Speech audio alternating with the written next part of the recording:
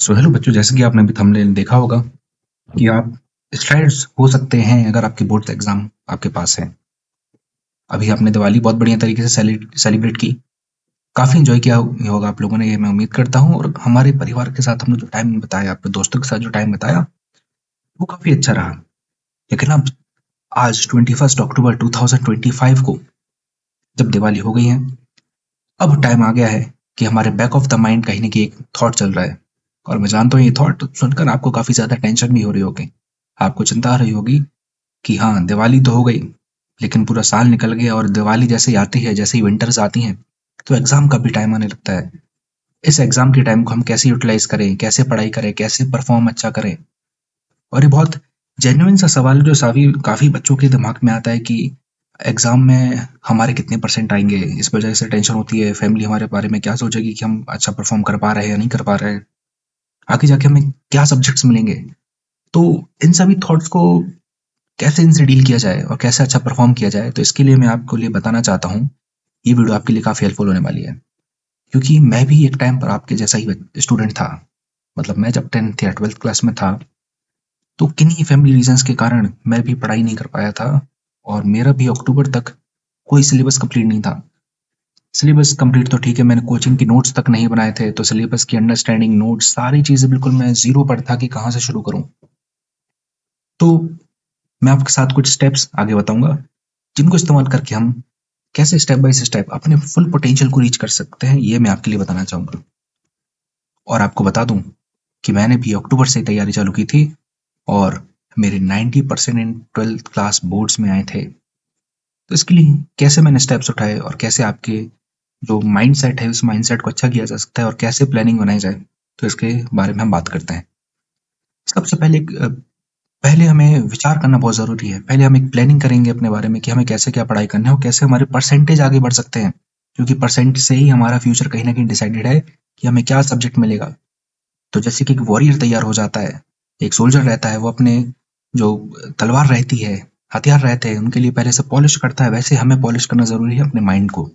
हम माइंड को अच्छे तरीके से पॉलिश करेंगे, तैयार करेंगे, और एक माइंडसेट के साथ तैयार होंगे कि बस अब जो 3 महीने हैं, बहुत हमने साल भर एंजॉय किया, सारे दोस्ती यारी सारी चीज़ें निभाई, लेकिन अब जो 3 महीने हैं, हम 3 महीने अपने आप के लिए रखेंगे, क्योंकि हमें अपनी फैमिली को, अपने परिवार को, सभी के लिए हमें क्या करना है, प्रूफ करना है, सोसाइटी को प्रूफ करना है that I am worthy of it. और क्योंकि इसके ऊपर हमारा आगे का फ्यूचर भी डिपेंडेंट है। तो चलिए शुरू करते हैं। सबसे पहले मैं आपको बताना चाहता हूँ कि स्टडी में 3 पिलर्स होते हैं। पहला pillar syllabus, then revision, then practice. अब सिलेबस क्या है? सिलेबस आपका है जो आपकी एनसीईआरटी टेक्स्ट बुक है, ये आपका सिलेबस है। आपको सभी चैप्टर्स मालूम होने चाहिए, सभी आपके पास मालूम होने चाहिए कि किस चैप्टर से क्या कंटेंट आता है, क्या डिलीटेड सिलेबस में है, क्या आना है, क्या नहीं आना है। जब आपको ये मालूम हो जाए, इसके बाद आप क्या करेंगे, एनसीईआरटी एनसीईआरटी का हर एक पर्टिकुलर चैप्टर आपको आना चाहिए। और क्योंकि हमारे पास टाइम बहुत कम है, इतना टाइम नहीं है कि हम सभी लेक्चर्स फिर से देखें या कोई हमें एक्सप्लेन करे, तो यूट्यूब पर आपको बहुत सारे वन शॉट मिल जाएंगे।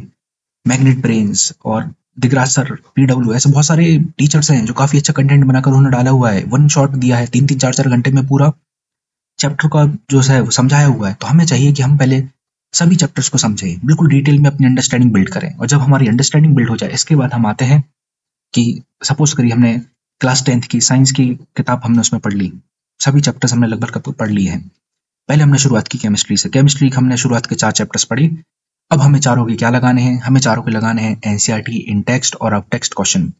एनसीईआरटी इन टेक्स्ट और आउट टेक्स्ट क्वेश्चन लगाने के बाद अब टाइम आ गया है कि हम इसको फिर से रिवाइज करें। जब आपने कम से कम एनसीईआरटी को 2 बार रिवाइज कर लिया हो, इसके बाद आप किसी रिफ्रेशर बुक की तरफ जाएंगे।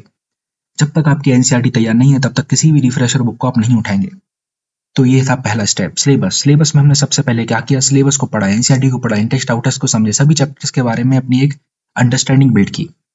और अब टाइम आ गया है कि हम क्या करेंगे, हम सिलेबस उठाएंगे। सिलेबस के बाद हम रिवीजन करेंगे। रिवीजन के लिए हमारे पास रेफरेंस बुक होनी चाहिए ताकि हमारा कंटेंट अच्छा हो, क्योंकि सिर्फ एनसीईआरटी से 80% तो आपका क्वेश्चन आते हैं, पर प्रैक्टिस के लिए डिफरेंट टाइप ऑफ क्वेश्चंस को कैसे डील किया जाए, तो उसके लिए आपके पास रिफ्रेशर होना जरूरी है। जैसे मैथ्स के लिए आपने सुना हो कि बच्चे आरडी लेते हैं, एग्जाम आइडिया लेते हैं। साइंस और इंग्लिश के लिए एग्जाम आइडिया बेस्ट है। एसएसटी के लिए सीपी डाइजेस्ट बेस्ट है। इंग्लिश के लिए गोल्डन बेस्ट है। और हिंदी के लिए भी आपकी ऑल इन वन या गोल्डन जैसी जो बुक्स आती हैं वो बेस्ट है। अगर आप किसी भी बुक्स को अफोर्ड नहीं कर सकते, तो आप ऑनलाइन जो आपके पास कंटेंट है यूट्यूब पर पढ़ा हुआ, उसको भी पढ़ेंगे, तब आपका काम हो जाएगा। तो ये था हमारा स्टेप नंबर 2। अब बात करते हैं स्टेप नंबर 3 की। जो स्टेप नंबर 3 है, ये फाइनल स्टेप, इसमें हम क्या करते हैं, इसमें हम प्रैक्टिस करते हैं। और ये प्रैक्टिस आपकी तब होगी जब आपने पूरी शिद्दत से पूरे एनसीईआरटी के इन टेक्स्ट आउट टेक्स्ट सभी क्वेश्चन लगा लिए हैं, सभी चैप्टर्स को आपने पढ़ लिया है। इसके अलावा जो आपकी रिफ्रेशर है, इस रिफ्रेशर को अभी 3 से 4 बार पढ़ चुके हैं। याद रखिए, एक बहुत ही फेमस कोट है जहां पर यह कहा जाता है कि अगर किसी व्यक्ति ने एक एक व्यक्ति ने 1000 तलवारों को एक एक बार चलाया है, तो उसकी एक तलवार से ज्यादा असर पड़ेगा अगर वो एक तलवार को 1000 बार चलाए। कहने का मतलब ये है कि प्रैक्टिस जितनी ज्यादा आप करेंगे उतनी ज्यादा मास्टर होंगे। तो जो आपने रिफ्रेशर बुक ली है, आप कोशिश करें उस रिफ्रेशर बुक को कम से कम शुरू से लेकर लास्ट तक कम से कम 5 बार पढ़ लें। लास्ट आता है स्टेप हमारे पास प्रैक्टिस। इस प्रैक्टिस में हमें क्या करना है, इसमें हमें सिंपली सैंपल क्वेश्चन पेपर या प्रीवियस ईयर क्वेश्चन पेपर जो सीबीएसई द्वारा दिए जाते हैं, इनकी वेबसाइट पर मिल जाएंगे, उसकी हमें लगातार प्रैक्टिस लगानी है। और इसमें आपको पूरा अपना टाइम स्लॉट फिक्स करना चाहिए कि आज मुझे, अगर मैंने एक संडे का दिन दिया और आज मुझे मैथ्स का बेसिक का पेपर लगाना है, तो अपने आपको 3 घंटा दीजिए। 3 घंटे पूरी शिद्दत के साथ बैठिए और पूरा लगाइए कि मैं 3 घंटे में पेपर सॉल्व कर पा रहा हूँ कि नहीं कर पा रहा हूँ। और आप मेरा विश्वास करिए, अगर आप ये स्टेप्स को पूरी तरीके से फॉलो करते हैं तो आपको कहीं भी दिक्कत नहीं जाएगी। आप पूरी तरीके से अपना जो सिलेबस है उसको पूरा कर चुके होंगे। और वो बच्चे जो साल भर से भी पढ़ रहे हैं, और आप अगर 3 महीने पूरे स्मार्टली तरीके से भी पढ़ लें, तो आप उन सभी से आगे निकल जाएंगे। इसके लिए हमें क्या चाहिए, इसके लिए हमें एक प्लान भी चाहिए कि हम 3 महीने क्या पढ़ें, किस दिन क्या पढ़ें। तो इसको हेल्प करने के लिए मैंने क्या किया है, मैंने आपके लिए डिस्क्रिप्शन में एक लिंक डाली है, और ये लिंक आपके लिए पूरा टारगेट देगी कि आज मुझे क्या पढ़ना है, particular day wise, chapter wise, topic wise, सब टारगेट आपके पास है। हमें वीक में कम से कम एक बार, जब आपका सिलेबस हो जाएगा, वीक में एक बार कम से कम एक पेपर सॉल्व करना है। तो ये सारी जानकारी आपको डिस्क्रिप्शन में लिंक है, उससे मिल जाएगी, उसको ध्यान से पढ़िएगा। और लास्ट नोट में ये कहना चाहूंगा कि ये 3 महीने ही है हमारे पास, सिर्फ 3 महीने में करो या मरो वाली स्थिति आज हमारे सामने है। इन 3 महीने में आप अपने आप को दुनिया से बिल्कुल दूर कर लीजिए। दुनिया अलग चल रही है, अपनी गति से चल रही है, पर आप दुनिया का हिस्सा नहीं है। आपकी दुनिया है, आपका स्टडी टेबल, आपकी किताब है, ना कोई यार दोस्त है आपका। सिर्फ हमें ध्यान देना है अपनी पढ़ाई पर, और इसी तरीके से हम अपनी पढ़ाई करेंगे। 3 महीने हम गोस्ट मोड पर रहेंगे, किसी से नहीं मिलेंगे, ज्यादा बातचीत नहीं करेंगे।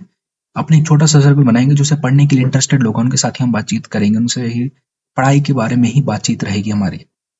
और 3 महीने बाद जब एग्जाम देकर फर्स्ट बोर्ड, आप इमेजिन करिए, आंख बंद करिए अपनी, आज फेब का महीना है, 2026 चल रहा है, आपका टाइम टेबल आ चुका है, पहला पेपर आपका मैथ्स का है, आपने पिछले 10 दिन लगातार मैथ्स लगाई है, आप अपने टेबल पर बैठे हैं जहां पर टीचर ने सब आपके सामने एक पेपर रखा, आपने पेपर को ओपन किया, ऊपर लिखा हुआ है मैथमेटिक्स बेसिक, पेपर को आपने ओपन किया, पहला पेज आपके सामने हुआ, एमसीक्यू पहला पढ़ रहे हैं। उस टाइम पर आपका कॉन्फिडेंस कितना रहेगा, डिपेंड करेगा कि आपने कितने पीवाईक्यू, कितने सैंपल पेपर लगाए हैं। और अगर आपने अच्छा किया होगा, जैसे आप पहला क्वेश्चन पेपर पढ़ेंगे, आपको कॉन्फिडेंस रहेगा कि yes I can do it. तो इस कॉन्फिडेंस के साथ आप पढ़िए। और कोई भी आपके लिए डाउट लगता है तो प्लीज आप एक बार कमेंट सेक्शन में कमेंट करके बताइए कि हमें कहाँ पर दिक्कत जा रही है, उसको मैं पूरी तरीके से कोशिश करूंगा सॉल्व करने के लिए। और मैं यहाँ पर 3 महीने के लिए आपके as a guide, as a big brother आपके लिए अवेलेबल रहूंगा। आप मुझसे पूछिए कि कहाँ दिक्कत जा रही है, किसी भी सब्जेक्ट में दिक्कत जा रही है तो मैं उसमें आपकी हेल्प करूंगा।